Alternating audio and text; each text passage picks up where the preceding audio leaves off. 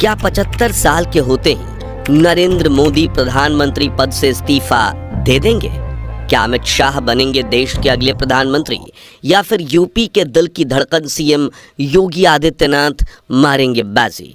मैं बीजेपी से पूछता हूँ, आपका प्रधानमंत्री कौन होगा? आप लोग सोच रहे होंगे केजरीवाल क्या बात कर रहा है, मोदी जी होंगे। नहीं, मोदी जी अगले साल 17 सितंबर को 75 साल के हो रहे हैं। दोस्तों, जब दिल्ली के सीएम अरविंद केजरीवाल ने पीएम मोदी के रिटायरमेंट को लेकर भाजपा पर तंज कसा है, तब से हर तरफ यही सवाल गूंज रहा है कि क्या वाकई में प्रधानमंत्री मोदी अगले साल रिटायरमेंट लेने का प्लान बना रहे हैं? और देश की जनता भी गहरे असमंजस में पड़ गई है कि अगर आज हम नरेंद्र मोदी को अपने प्रधानमंत्री के रूप में चुने और अगले साल भाजपा किसी ऐसे कैंडिडेट को देश की बागडोर दे दे जिस पर हम भरोसा नहीं करते, तो ऐसे में क्या होगा? ऐसे में लोगों की इस असमंजस को दूर करने के लिए अमित शाह और योगी आदित्यनाथ जैसे दिग्गज नेताओं ने अरविंद केजरीवाल के इस बयान का करारा जवाब दिया है। और प्रधानमंत्री मोदी ने तो एक कदम आगे आकर अभी से अपने वारिस का नाम घोषित कर दिया है। तो कौन बनेगा मोदी जी का वारिस? और क्या वाकई में भाजपा में 75 साल की उम्र में रिटायरमेंट लेने का नियम है? चलिए जानते हैं। 21 मार्च 2024 के दिन दिल्ली लीकर केस में अरविंद केजरीवाल को हिरासत में लिया गया था। तब से लेकर सीएम केजरीवाल तिहाड़ जेल में रहते हुए दिल्ली की सरकार चला रहे थे, लेकिन इलेक्शन के माहौल में वो अपनी पार्टी और इंडी गठबंधन के लिए बिल्कुल भी प्रचार नहीं कर पाए। लेकिन 50 दिन जेल में रहने के बाद 11 मई 2024 के दिन सीएम केजरीवाल को इंटरिम बेल मिल गई। तब से लेकर वो रिलीज भाषण के जरिए अपने इलेक्शन कैंपेन को फिर से रफ्तार में लाने की कोशिश में लगे हुए हैं। इस बीच जेल से निकलने के अगले दिन ही सीएम केजरीवाल ने भाजपा और पीएम मोदी को लेकर एक ऐसा बयान दिया जिसके राजनीतिक गलियारों में हड़कंप मच गया। जी हाँ, सीएम केजरीवाल ने मीडिया के सामने आकर कहा कि साल 2014 में नरेंद्र मोदी जी ने भारतीय जनता पार्टी में खुद नियम बनाया था कि 75 साल की उम्र होते ही पार्टी के हर पॉलिटिशियन को रिटायरमेंट दे दी जाएगी, और खुद अगले साल 75 साल के हो रहे हैं 17 सितंबर को, इसलिए वे अपनी आधी टर्म में ही प्रधानमंत्री पद से इस्तीफा दे देंगे। मोदी जी अगले साल 17 सितंबर को 75 साल के हो रहे हैं। बीजेपी के अंदर मोदी जी ने 2014 में मोदी जी ने खुद ने रूल बनाया था कि बीजेपी के अंदर जो भी 75 साल का होगा उसको रिटायर कर दिया जाएगा। आगे सीएम केजरीवाल ने कहा कि इसी नियम के तहत सबसे पहले लाल कृष्ण आडवाणी जी को रिटायर किया गया, जिसके बाद मुरली मनोहर जोशी जी ने अवकाश ग्रहण किया, फिर सुमित्रा महाजन जी को रिटायर किया गया और यशवंत सिन्हा को भी रिटायर किया गया, और अब नरेंद्र मोदी की बारी है। आगे उन्होंने कटाक्ष में भारतीय जनता पार्टी से सवाल किया कि आपका प्रधानमंत्री दावेदार कौन है? तो मैं बीजेपी से पूछना चाहता हूँ, आपका प्रधानमंत्री का दावेदार कौन है? दोस्तों, अगले साल 17 सितंबर तक अगर इनकी सरकार बनी तो उस पे भी आऊंगा मैं। यहाँ तक कि केजरीवाल जी ने ये तक कह दिया कि अगर भाजपा की सरकार बनती है तो अगले 2 महीनों में योगी आदित्यनाथ को भी निपटा देंगे और अगले साल अमित शाह को देश का प्रधानमंत्री बना देंगे। अगर इनकी सरकार बनी तो पहले अगले 2 महीने में योगी जी को निपटाएंगे ये, और उसके बाद मोदी जी के सबसे खास अमित शाह को ये प्रधानमंत्री बनाएंगे। तो मैं लोगों को, देश के लोगों को आगाह करना चाहता हूँ, मोदी जी अपने लिए वोट नहीं मांग रहे। मोदी जी अमित शाह को प्रधानमंत्री बनाने के लिए वोट मांग रहे हैं। मैं पूछना चाहता हूँ मोदी जी से और अमित शाह जी से, ये मोदी की गारंटी पूरी कौन करेगा? क्या अमित शाह मोदी की गारंटी पूरी करेंगे? वहीं अपने इस बयान में सीएम केजरीवाल ने भाजपा के सबसे सफल इलेक्शन कैंपेन मोदी की गारंटी पर भी सवाल उठाते हुए कहा कि अगर भाजपा को वोट दे रहे हो तो अमित शाह को वोट दे रहे हो, यही समझकर वोट कर। जब आप अगर जो वैसे तो मेरे को लगता है मैं भी आऊंगा उसके ऊपर, मुझे नहीं लगता इनकी सरकार बन रही है, लेकिन जो बीजेपी को वोट देने जाए वो ये सोच के जाना कि आप मोदी जी के नाम पे वोट नहीं दे रहे, आप अमित शाह के नाम पे वोट दे रहे हैं। अरविंद केजरीवाल के इस बयान से सियासी घमासान छट गया। जहां इंडी गठबंधन के नेता केजरीवाल के इस बयान का समर्थन कर रहे हैं, वहीं भाजपा के नेताओं का कहना है कि ऐसी बयानबाजी सिर्फ जनता को गुमराह करने के लिए की जा रही है। बीजेपी का एक नेता नहीं छोड़ा, वसुंधरा राजे की जो राजनीति खत्म कर दी इन्होंने, खट्टर साहब की राजनीति खत्म कर दी, डॉक्टर रमन सिंह की राजनीति खत्म कर दी। अब अगला किसका नंबर? योगी आदित्यनाथ। योगी आदित्यनाथ की राजनीति खत्म करेंगे, उनको भी निपटा देंगे। इस बीच योगी आदित्यनाथ ने अरविंद केजरीवाल के इस बयान का ऐसा करारा जवाब दिया कि दिल्ली में पक्ष विपक्ष के बीच बयानबाजी वाली कोल्ड वॉर की ही शुरुआत हो गई। आप भी सुनिए। अरविंद केजरीवाल जी इस समय अभी जेल से छूटे हैं, तो जेल का साइड इफेक्ट उनको हो रहा है। साइड इफेक्ट इस रूप में उनको ये लगता है सत्ता ही उनके लिए सब कुछ हो गई है। उनको ये लगता है कि सत्ता अब उनकी गई तब गई, अब अपनी सत्ता के साथ मुझे जोड़ते हैं। संगति का असर तो पड़ता ही पड़ता है। कांग्रेस के भ्रष्टाचार में लिप्त हो गए तो स्वयं भी लिप्त होते होते जेल की शिक्षों के अंदर चले गए और जेल के साइड इफेक्ट को मुझ पे सौंपने का थोपने का प्रयास कर रहे हैं। मैं मुझ पे मत थोपिए, लेकिन एक बात मैं जरूर बोलता हूँ कि दिल्ली की जनता बड़ी सुकून से थी, आप फिर बाहर आ गए हैं। आपकी खांसी से दिल्ली की जनता भी खांसते हुए दिखाई दे रही है, हाँफते हुए दिखाई।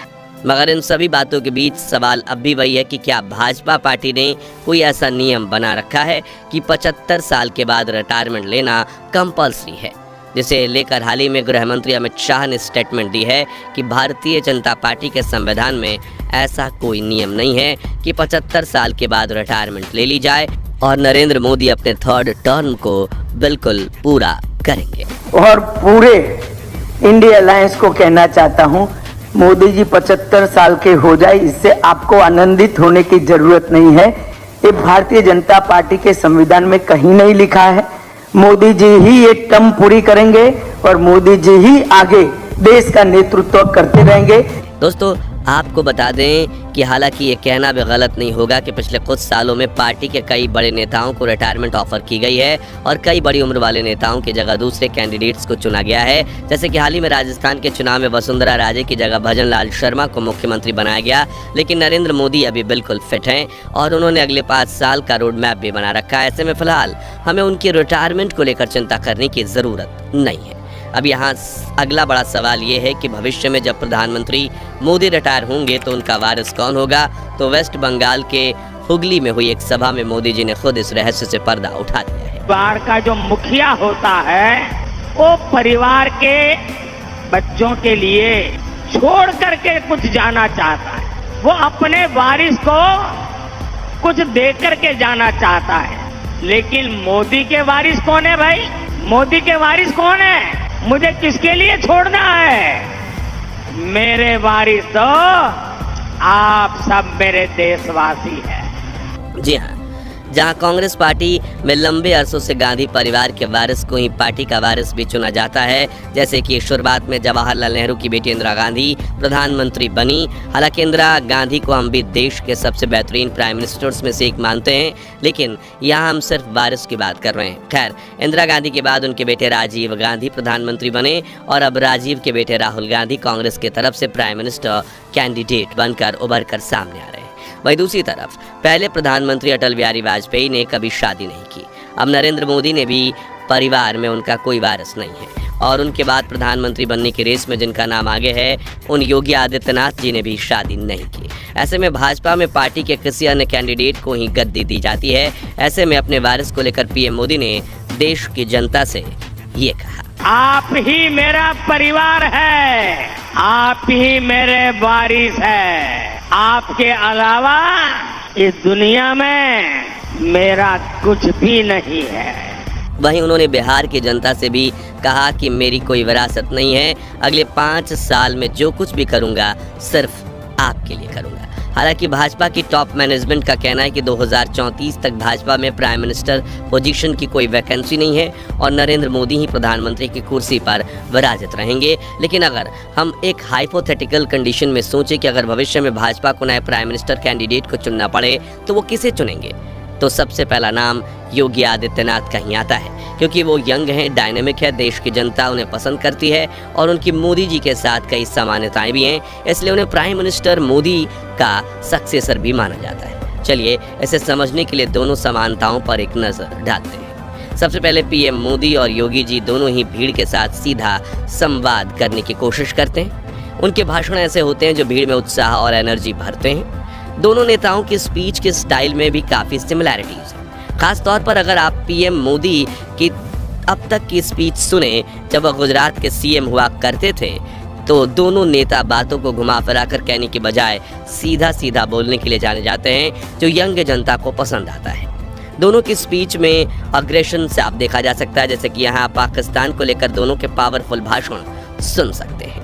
भारत ने पाकिस्तान की धमकी से डरने की नीति को छोड़ दिया। ये ठीक किया ना मैंने? वरना आए दिन हमारे पास न्यूक्लियर बटन है, न्यूक्लियर बटन है, यही कहते थे। हमारे अखबार वाले भी लिखते थे पाकिस्तान के पास भी न्यूक्लियर है। तो हमारे पास क्या है भाई? ये दिवाली के लिए रखा है क्या? ब्रिटेन के एक बड़े समाचार पत्र ने ये लिखा कि पाकिस्तान के अंदर पिछले 3 वर्ष के अंदर जितने बड़े दुर्दांत आतंकवादी थे वे एक एक करके मारे गए, और मारने वालों में भारत की एजेंसी का हाथ है। भाई जो हमारा दुश्मन है हम उसकी पूजा थोड़े करेंगे। आप देखना, चुनाव के बाद मोदी जी को तीसरी बार प्रधानमंत्री बने दीजिए, अगले 6 महीने के अंदर आप देखेंगे कि पाक अधिकृत कश्मीर भी भारत का हिस्सा हुआ। ये इसके लिए हिम्मत चाहिए होती है, हिम्मत, दम हो तभी ये काम हो सकता है। दोनों नेताओं में अगली समानता हिंदुत्व और उनकी आइडियोलॉजी को लेकर उनके कमिटमेंट के प्रति जनता में उनकी छवि। राजनीतिक विशेषज्ञ का कहना है कि बीजेपी के पुराने नेताओं की तुलना में पीएम मोदी और सीएम योगी के पास एक पॉलिटिकल एडवांटेज रहा है जो उन्हें फायदा पहुंचाता है।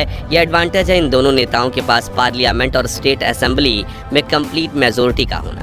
कंप्लीट मेजोरिटी के चलते इन दोनों नेताओं के पास अपनी आइडियोलॉजी के साथ कॉम्प्रोमाइज़ करने को लेकर कोई दबाव नहीं होता, और इसलिए ये अपनी आइडियोलॉजी को पूरी ताकत के साथ पुश कर पाते हैं। इसलिए इस वक्त पीएम मोदी के बाद जनता के सामने योगी को नेक्स्ट स्ट्रॉन्ग हिंदुत्व लीडर की तरह देखा जाने लगा है। कुछ एक्सपर्ट्स ये भी कहते हैं कि हिंदुत्व को लेकर सीएम योगी का कमिटमेंट शायद राष्ट्रीय स्वयंसेवक संघ को भी पसंद आता है, और इसलिए संघ समय आने पर योगी के प्राइम मिनिस्टरशिप के कैंडिडेट को सपोर्ट भी करेगा।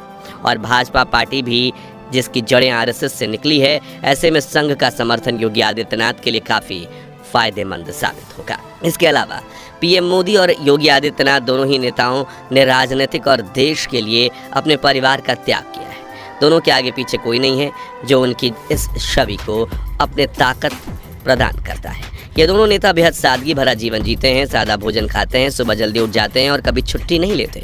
इसलिए जनता मोदी और योगी जी दोनों को कर्मयोगी और सेल्फलेस वर्कर्स मानती है, जो अपने जीवन का हर क्षण देश के लिए समर्पित करते हैं। इन्हीं बातों को ध्यान में रखते हुए कई एक्सपर्ट्स योगी आदित्यनाथ को पीएम मोदी का सक्सेसर मानते हैं, और जनता को भी कई बार ये नारे लगाते देखा गया है कि योगी बनेंगे अगले मोदी। वहीं दूसरी तरफ अमित शाह राजनीति की शुरुआत से ही नरेंद्र भाई के साथ रहे हैं, इसलिए दोनों को जय वीरू कहा जाता है। लेकिन गृह मंत्री के पद पर रहते हुए अमित शाह के पास राजनीति की पूरी सत्ता है। पार्टी में उनकी सबसे ज़्यादा चलती है, और कई बार उन्हें भाजपा का मास्टरमाइंड कहकर पुकारा भी जाता है।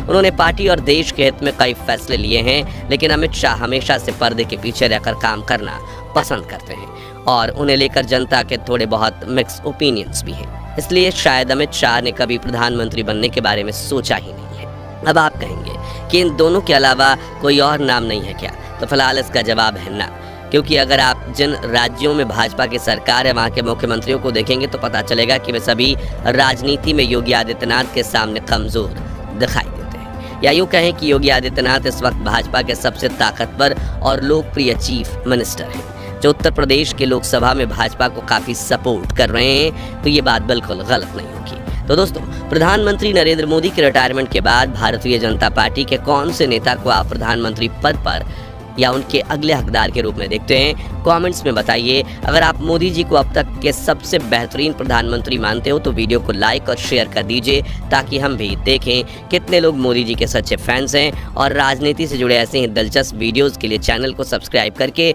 पास वाली घंटी जरूर बजा दीजिए। धन्यवाद।